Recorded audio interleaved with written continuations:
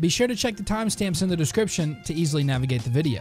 And welcome back to Lycan Studios. Hopefully you guys are having a fantastic day. So we're going to jump right into the video, but first, of course, I got to do the shout out. I got Lila laughing at the door already, but nonetheless, today's shout out goes to my man Wilson. Everybody say, Wilson, you're the best. You really are awesome, man. But anyways, I want to jump right into the video because it's probably going to be a pretty long one. I would say I might end up actually breaking this down into two parts because we are going to cover the backstory like I usually do in these Fate of videos, but today we're going to be talking about Cersei Lannister. Definitely check the timestamps to see if I got to the prediction part. If not, stay tuned for episode number 2. But nonetheless, Cersei Lannister is the only daughter and eldest child of Lord Tywin Lannister and his wife Joanna Lannister, who was also his cousin. Of course, she is the elder twin of Jaime Lannister and the older sister to Tyrion Lannister. She was raised in privilege in the family seat of Casterly Rock and is noted for her great beauty. When Tyrion was born, Cersei's mother died giving birth to him when she was 4 years old. Like her father, Cersei has always blamed Tyrion for her mother's death and deeply resents that her mother died so that Tyrion would be brought into the world.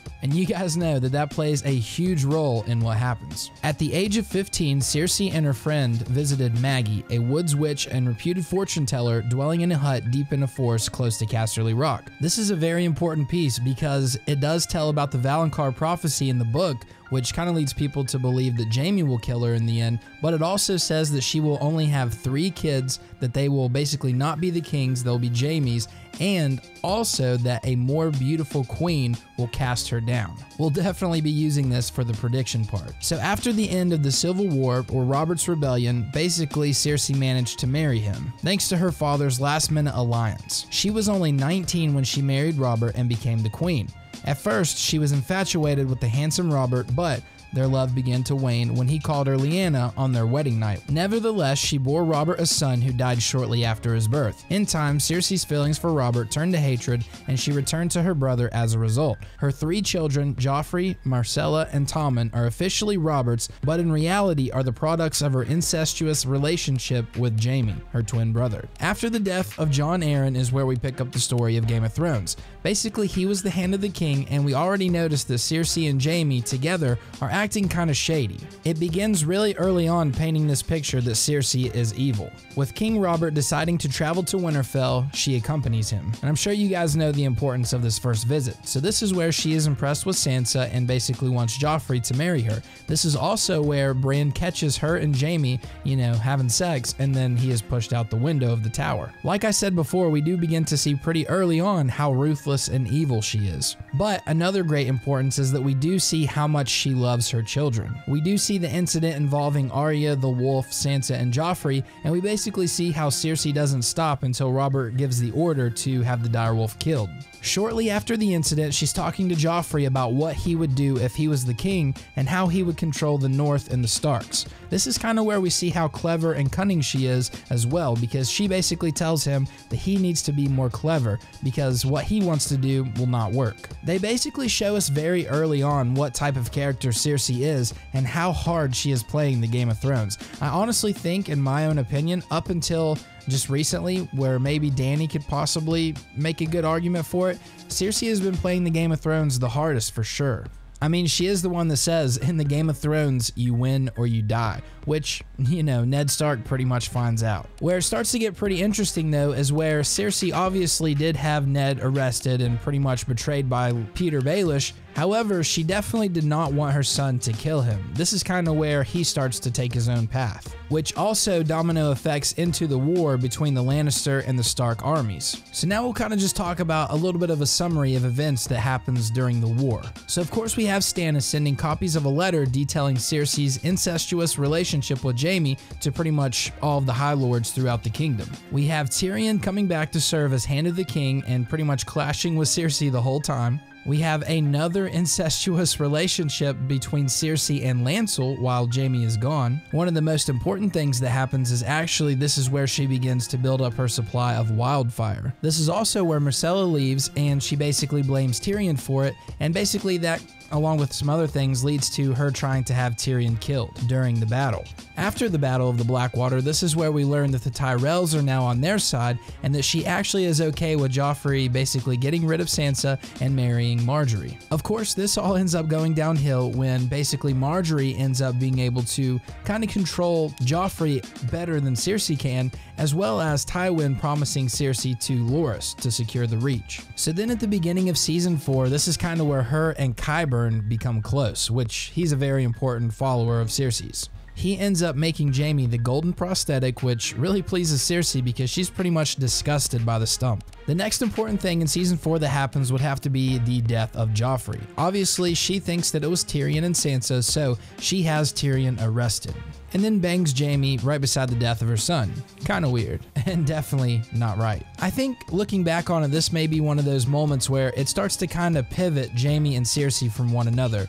Jaime doesn't believe that Tyrion would have killed their son, however, Cersei is pretty much hard-pressed that it was him. This is further worsened when Tyrion ends up killing Tywin, leaving Cersei to kind of put a little bit of the blame on Jaime for the death of their father. We also have a few more events that take place that are kind of important around the time of Tywin's funeral and wake. We have the fact that Marjorie is now with Tommen and starting to kind of turn him into the king that she wants him to be, which is actually pretty good. But we also have the fact that Myrcella is being threatened in Dorne, and the fact that the Sparrows are now being introduced. I just want to say that I think the Sparrows, that has to be like my least favorite storyline in the Game of Thrones. I don't know, it's so annoying to me. But it is pretty ironic on Cersei's part because of course she did appoint him to be the High Sparrow and the High Septon, so she thought that it was basically going to allow her to kind of get rid of Marjorie and Loras, but in fact, it's turned around on her because they know about her relationship with Jaime. So of course she is detained and then has to go through the trial and the walk of shame, or whatever you want to call it. She's basically stripped naked and walked all the way up to the Red Keep through the streets of King's Landing. People were throwing stuff at her, calling her names and stuff like that. It's basically humiliating her, but she walks all the way back to the Red Keep and meets Qyburn, who introduces her to the new member of the Kingsguard, the Mountain, or Zombie Mountain, whatever you want to call him. So a little bit of time passes and Jaime returns to King's Landing with Myrcella's body. She was obviously poisoned and killed in Dorne. Cersei basically ends up telling Jaime about Maggie's prophecy and that she feels like that's the reason why her kids are dying. Jaime eventually ends up leaving King's Landing, pretty much leaving Cersei to await her trial. Nothing really important happens during this time. Tommen is basically just working on trying to get Marjorie out. She's going to do the Walk of Atonement herself, and basically he's just working on a good relationship with the High Sparrow. Cersei, of course, really doesn't want this to happen. She wants them all to die, basically. So on the day of her trial, she doesn't show up and basically kills everyone with an explosion of wildfire. It kills Marjorie, Mace, Loras Tyrell, Kevin Lannister, all of the Sparrows, which includes Lancel and the High Sparrow, and a bunch of other citizens from King's Landing. What she didn't realize, however, though, is that this would cause Tommen to commit suicide because he basically just lost the love of his life, and probably realizes that it was his mom that basically just wiped out everyone. And after that, we have Queen Cersei. This is also when her focus begins to switch from kind of just ruling and being the queen to basically keeping it. Now she's got Daenerys coming in